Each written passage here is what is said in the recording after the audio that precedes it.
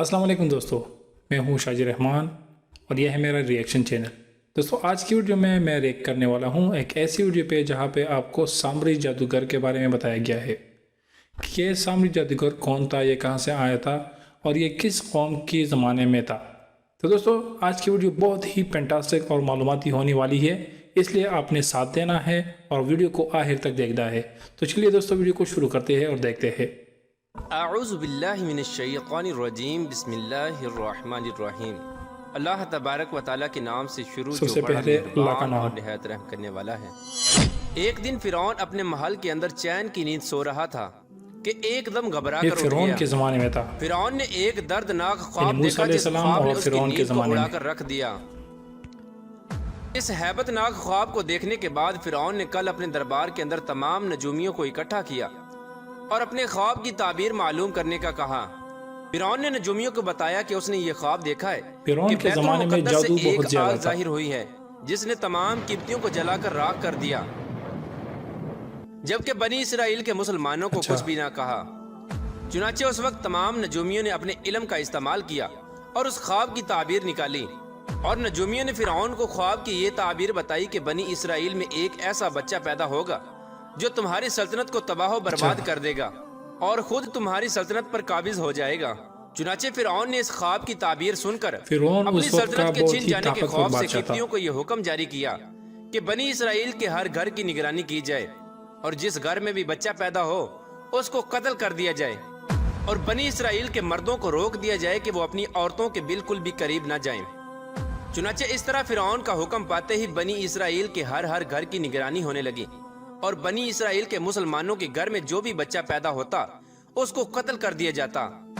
लेकिन अल्लाह तबारक व तआला की लड़के तकदीर को में जो कत्ल कुछ कर दिया लिखा जाता था था, वो होकर ही औरतों रहना को था। छोड़ दिया जाता था इसी और कत्ल लड़कों को गारत के कत्ल दौरान कर अल्लाह दिया जाता। तबारक व तआला की कुदरत से दो बच्चे ऐसे पैदा हुए जो इस कत्ल गारत से बच गए। और अल्लाह तबारक व तआला की कुदरत ये कि एक बच्चा फिरौन के घर में परवरिश पाने लगा और दूसरा बच्चा जिसको उसकी माँ ने कत्ल के डर से एक दूर पहाड़ के अंदर छोड़ दिया था, उसकी परवरिश के लिए अल्लाह तबारक व तआला ने अपने सबसे मुकर्रब फरिश्ते हजरत जिब्राइल अलैहिस्सलाम की ड्यूटी लगाई। चुनाचे हजरत जिब्राइल अलैहिस्सलाम रोज उस बच्चे के पास आते जिब्राइल अलैहिस्सलाम और उसके मुंह में अपनी बहुत उंगली ही दाखिल अल्लाह का मुकर्रब करते। उस फरिश्ता। उंगली की वजह से उस बच्चे को खुराक और दूध मिलता जिसकी वजह से उस बच्चे की नशो नुमा होने लगी। चुनाचे वक्त इसी तरह गुजरता गया और वो दोनों बच्चे जवान हो गए। इत्तफाक से दोनों बच्चों का नाम मूसा था।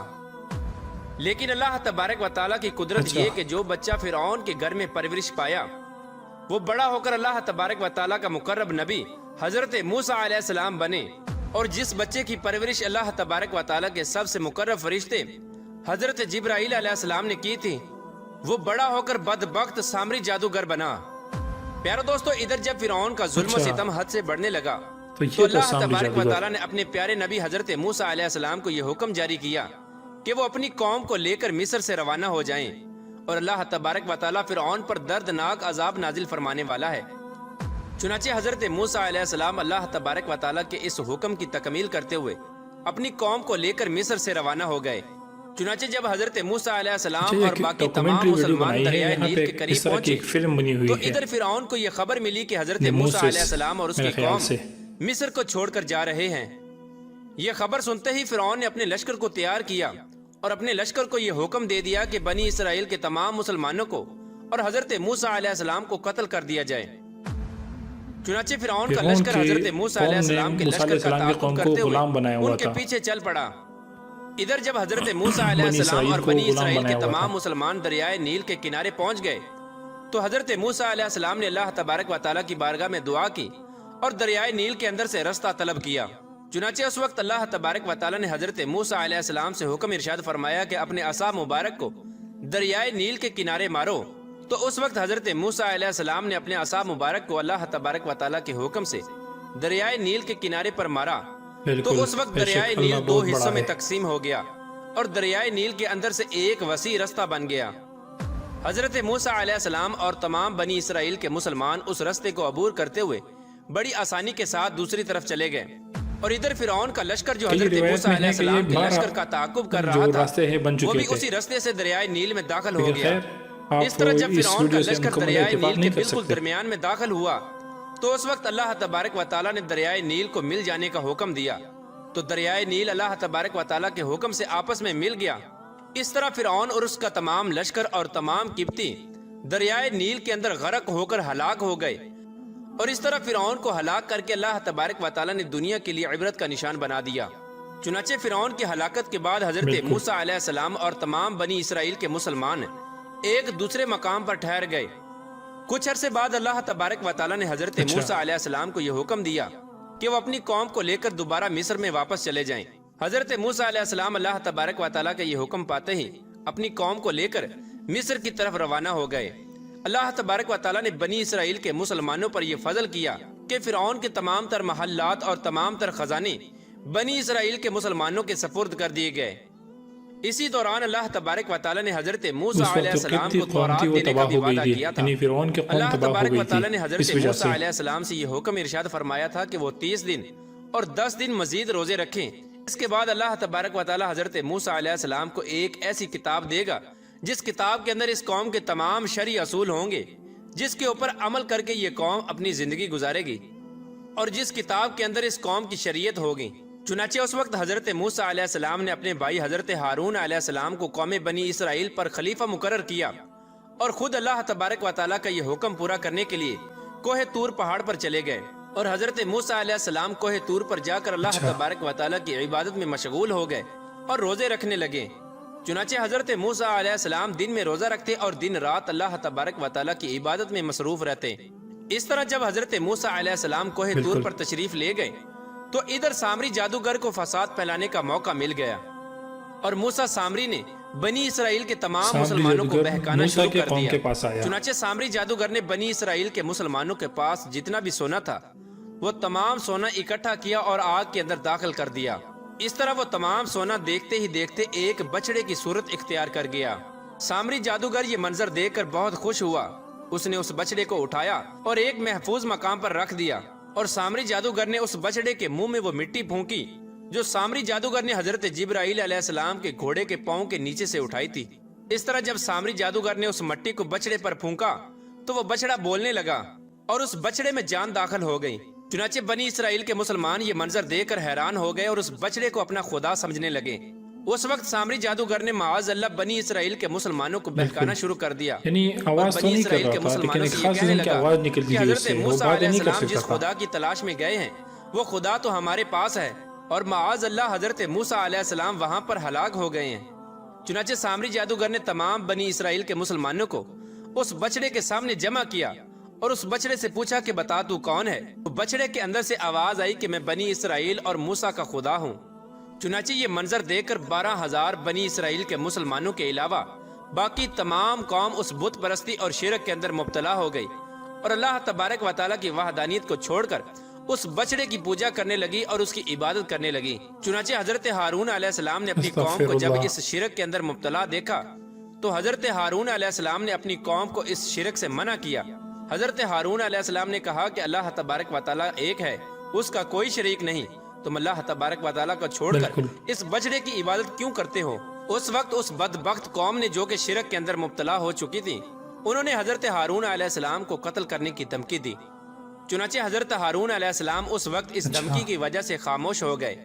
چنانچہ ادھر جب حضرت موسیٰ علیہ السلام اللہ تبارک و تعالیٰ کے ساتھ ہم کلام ہو کر اور تورات لے کر واپس آئے تو اپنی قوم کو اس شرک کے اندر مبتلا دیکھا۔ آپ نے دیکھا کہ آپ کی قوم اس بچڑے کی پوجا کر رہی ہے۔ یہ منظر دیکھ کر حضرت موسیٰ علیہ السلام جلال میں آ گئے۔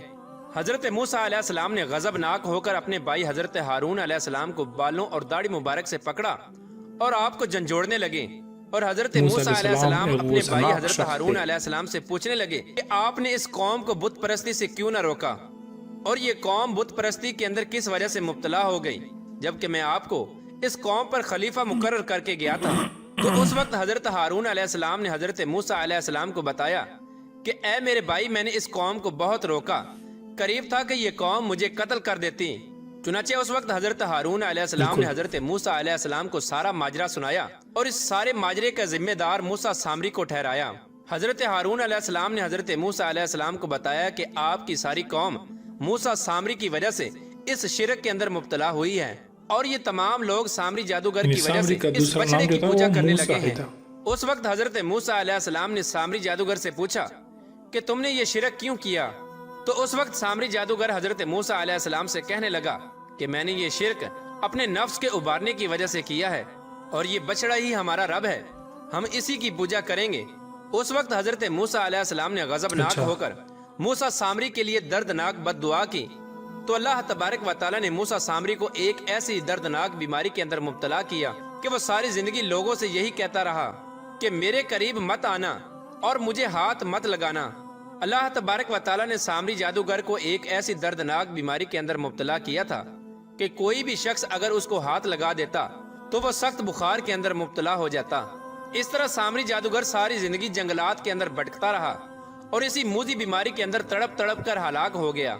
ادھر حضرت موسیٰ علیہ السلام نے اس بچڑے کو توڑ پھوڑ کر ٹکڑے ٹکڑے کر دیا جس بچڑے کو سامری جادوگر نے بنایا تھا۔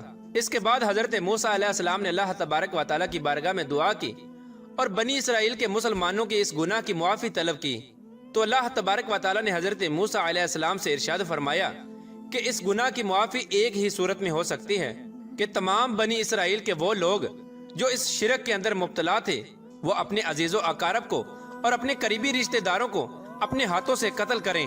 چنانچہ اس طرح بنی اسرائیل کے وہ تمام لوگ جو اس شرک کے اندر مبتلا تھے انہوں نے اپنے ہاتھوں سے اپنے آپ کو قتل کر دیا اور اپنے عزیز و اقارب کو اپنے ہاتھوں سے اپنے ہی لوگوں نیست کو و مار نابود دیا۔ کر دیا۔ اس طرح اللہ تبارک و تعالیٰ نے اس بدبخت سامری جادوگر کو ہلاک کیا اور اس شرک کے اندر مبتلا اس قوم کو دردناک سزا دی۔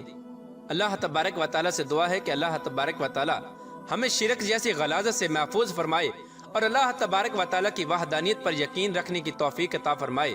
اللہ تبارک و تعالیٰ سے دعا ہے کہ حضور پاک صلی اللہ تعالیٰ علیہ وآلہ وسلم کی محبت کے اندر جینا مرنا نصیب فرمائے اور ان کی محبت کے اندر زندگی گزارنے کی توفیق عطا فرمائے۔ تو دوستوں آپ نے ویڈیو دیکھی، بہت ہی اچھی اور کمال کی ویڈیو تھی، بہت ہی معلوماتی ویڈیو تھی۔ امید ہے آپ کو یہ ویڈیو پسند آئی ہوگی۔ ویڈیو کو لائک کیجئے، چینل کو سبسکرائب کریں، اگر آپ فیس بک پہ دیکھ رہے ہیں تو چینل کو فالو کریں۔ اللہ حافظ، اللہ نگہبان۔